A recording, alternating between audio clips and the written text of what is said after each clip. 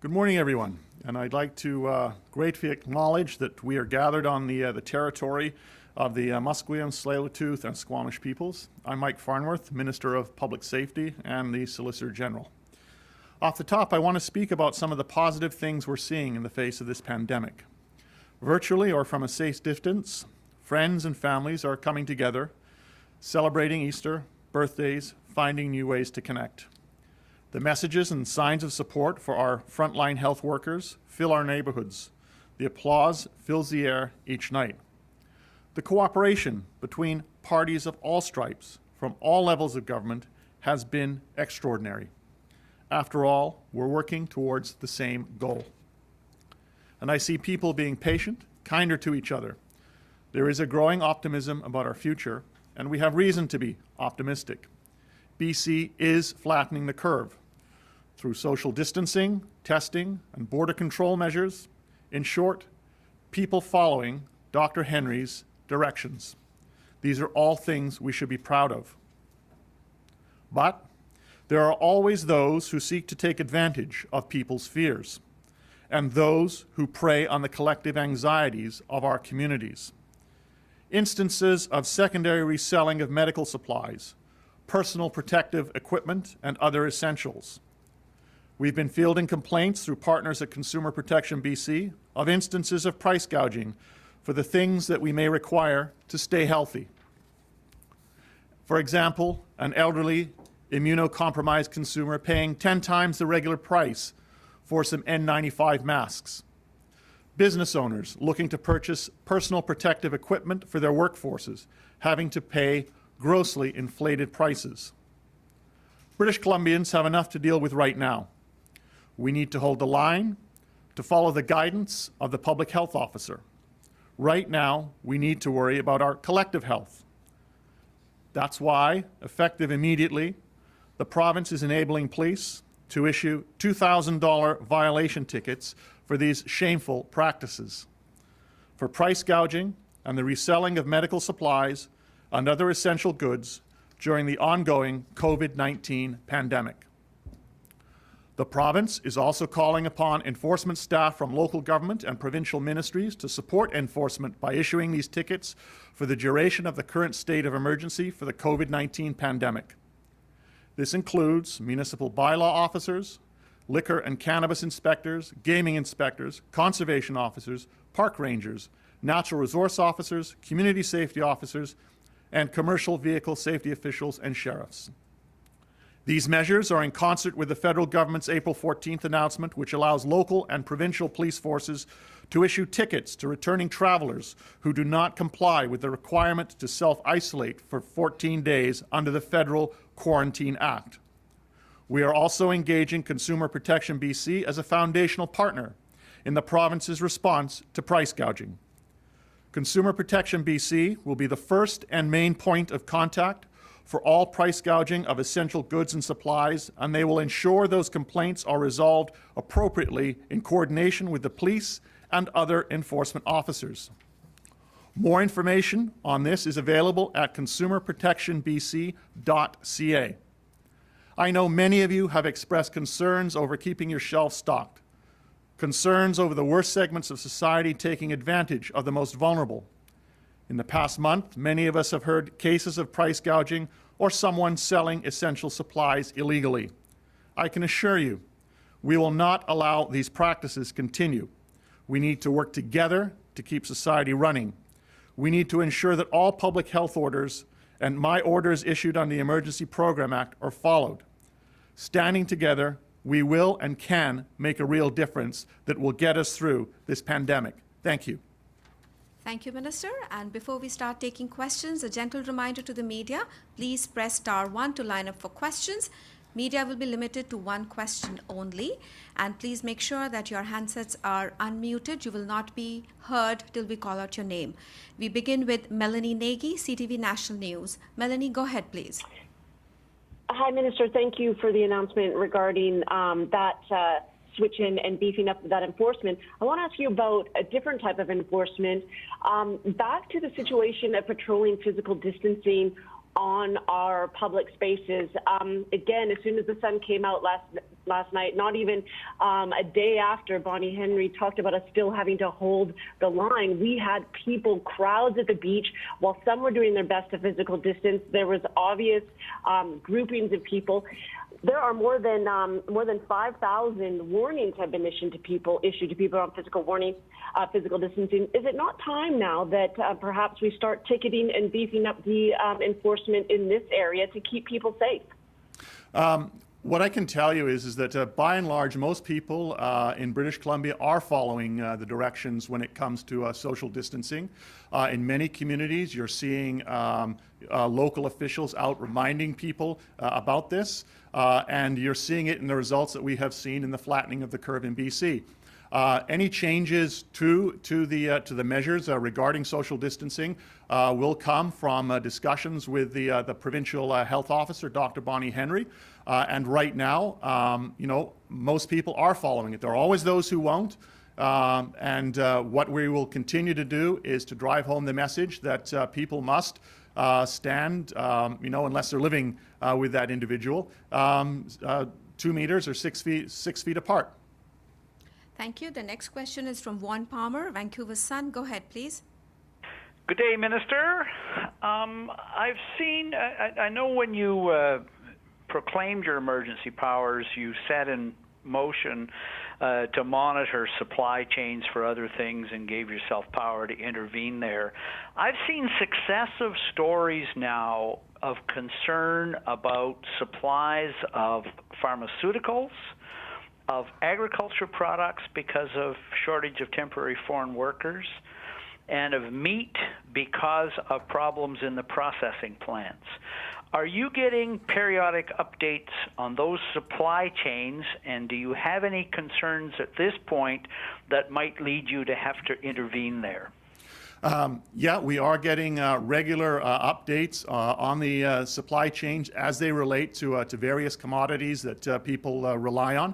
I can tell you in the case of temporary foreign workers, to ensure that agricultural products, the farmers in the fields have the ability to grow, plant, and to harvest the crops that we rely on, that plans are already in place so that when temporary foreign workers come into Canada, they have to self-quarantine, or they have to be quarantined for 14 days to make sure that they are healthy, that the farmers have proper plans in place dealing, if necessary, to deal with accommodation around temporary foreign workers to ensure that proper standards are being maintained.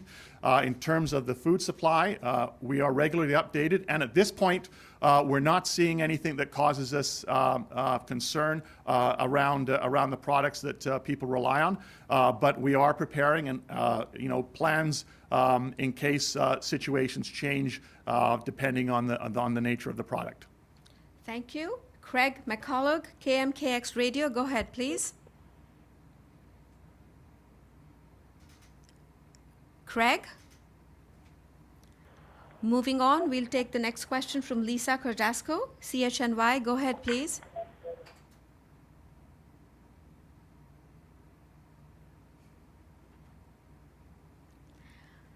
Moving on, the next question is from Braden Dupois, Peak News.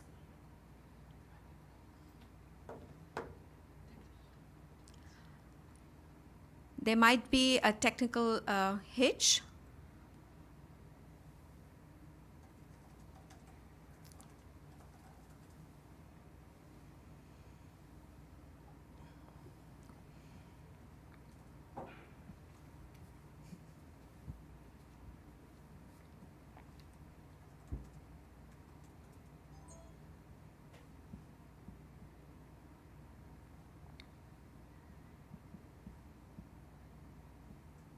Thank you. Sorry for the delay. We have Lisa Cordasco. Please go ahead. Good morning, Minister. Thank you. I hope you can hear me now. Who do you suspect is behind this reselling of medical supplies? Do you suspect it is an organization or organized crime, or do you think this is really a case of individuals taking advantage? I think by and large it's probably individuals seeking to take advantage of a situation. We've seen a number of examples in the media of people being busted for reselling product online. We know that whenever there's a situation like this, there will be those who want to prey on people's fears and the most vulnerable in our society. And that's what these measures are designed to. It doesn't matter whether it's organized crime or individuals trying to take advantage of something. These measures are intended to deal with the full range of whoever is engaged in these shameful activities. Thank you. The next question is from Craig McCullough, KMKX Radio. Hello. Yes, we can hear you. Go ahead, Craig. Awesome. Thank you. What are your thoughts on the extension of the U.S.-Canada border being closed? There's been a potential mention that the Washington State-BC border could open up first. And what type of contact have you, Mr. Farnworth, had with your colleagues or counterparts in Washington State or other cabinet officials had with regional American officials? Well, first off, when it comes to the opening of the border, that is something that is decided by the federal government. And the fact that it's been extended for 30 days, I think is, has the full support of the province of British Columbia. We are in BC in regular contact, and I am in regular contact with my federal colleague, the Minister of Public Safety, Bill Blair. The Premier is in regular contact with the Prime Minister, and that's where that decision around the border is made, is by the federal government. Thank you. The next question is from Braden, Peak News. Thank you, Minister. We do have some locals here in Whistler who are frustrated seeing people visiting the community, and I know there was some pictures circulating on social media of a big bus full of people, a big tour group coming up here and getting off together. What's the response to that? Is there any way to enforce against that kind of thing? Well, first off, there are now, as you know, controls at the border. Anyone coming into Canada, either internationally, and that includes the United States, is now required to be self-quarantined for 14 days. And that means having a proper plan in place, and that enforcement at the border has been working extremely well. We have the majority of people, in fact, do have a self-isolation plan and a plan in place for quarantine, and those that don't are taken to a hotel, an accommodation where they will have to quarantine for 14 days. And there's been about 110 people so far that have had to undergo that. In terms of people within the province, again, it comes down to following the orders and the directions of the provincial health officer, Dr. Bonnie Henry, which is to avoid unnecessary travel, to stay close to home. And by and large, most people are doing that. And we will continue to monitor that, and obviously work with the provincial health officer if circumstances require a change in measures that are in place. The next question is from Chad Pawson, CBC. Thanks, Mr. Farnworth, for taking the questions. Can you run through exactly what would happen if somebody witnesses, sees, experiences, this gouging of products? Who do they call, and then what happens next? Well, there's a number of ways in which that can be dealt with. One is they can contact their local bylaw enforcement officer in their local community. If they live in Vancouver, for example, they could call 311. They could also contact their local police on the non-emergency line, and they can also contact Consumer Protection British Columbia. Consumer Protection BC has already received over 800 complaints, and they will be investigated. And so any one of those bodies then has the ability to go out to look and to see what's taking place in terms of gouging, and to be able to put in place a $2,000 fine. Thank you. The next question is from Gordon Hextra, Vancouver Sun. Go ahead, please.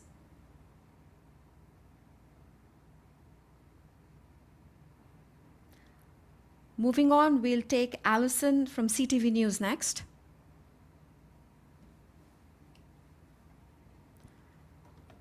Allison, are you there? And we'll wrap up with Bob Mackin from the Breaker News.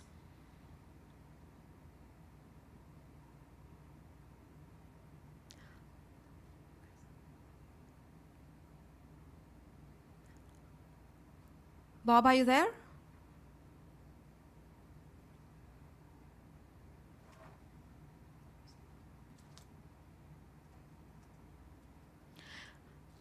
Bethlehem. Miriam Bethlehem, News 1130. Hi, yes, can you hear me? Yes, we can. Go ahead, please. Okay, perfect. We are curious about any action that's being taken against the squatters in Vancouver who have occupied a school, especially considering the fact that there are, hotel rooms available for the homeless population.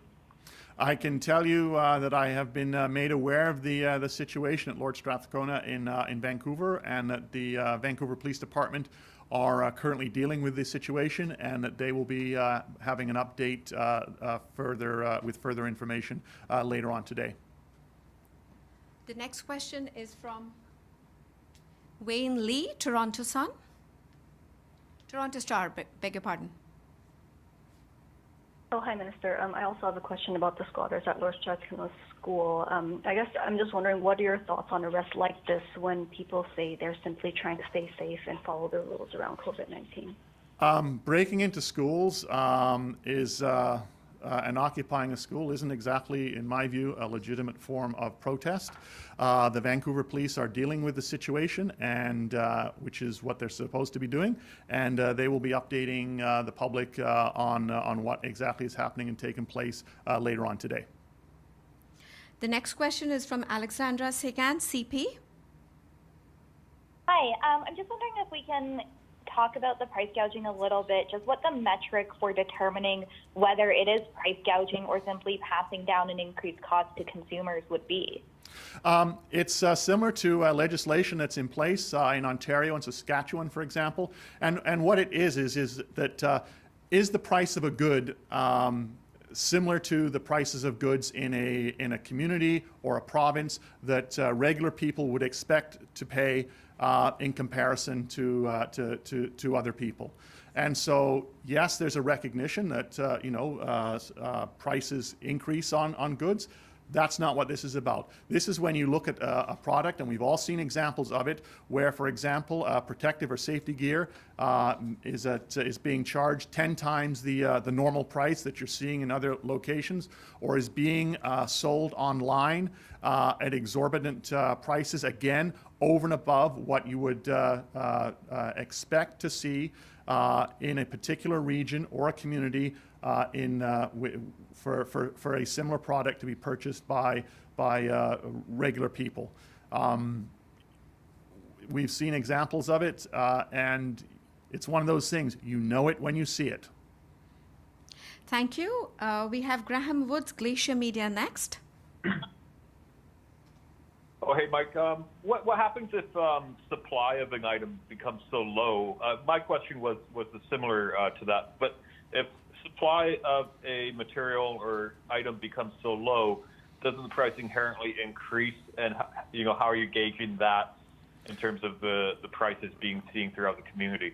Well, that's one of the things that Consumer Protection BC is able to determine and to monitor, along with the Retail Council of British Columbia, for example. We're in regular contact with our supply chains and understanding what is taking place in the market. And again, what it comes down to is some common sense and understanding that when you see a mask that normally sells for $5 in other stores is being sold for $50, or you see that it's taking place online, prices that are significantly out of line for what is being charged in other locations, then you know then you see it. Then it's you know that price gouging is taking place. It's not a question of that there is a critical shortage and a price is rising, in every jurisdiction, not just here in British Columbia, but right across the country. So a lot of ability to monitor prices is in fact in place. Thank you. And our last question today goes to Alison Hertz, CTV News. Alison, go ahead, please. Yeah, hi, can you hear me this time? Yes, we can. Thank you, Alison. Yes, okay, thank you. I just wanted to expand a little bit on the option for ticketing people who are not socially distancing. I mean, we are seeing thousands of people getting warnings, and does that not suggest that people are actually not getting the message? This is just in one municipality in BC, and is it not time to start ticketing when we're seeing that in other provinces right across the country that law enforcement is taking action? As I said, by and large, the majority of people in this province are in fact following social distancing measures. And any changes to the policies that we have in place, which were put in place by our provincial health officer, would take place on her recommendations. What we're seeing in BC is the approach that's being taken is working. We are seeing the curve flatten considerably. I think that people are observing the social distancing measures. There are always those who think that it doesn't apply to them. As I said, many local governments have staff out reminding people. We will continue to do that. And if the provincial health officer thinks that there needs to be additional measures, then obviously we would ensure that those are implemented. Thank you, and this brings us to the end of the press conference. Thank you all for joining.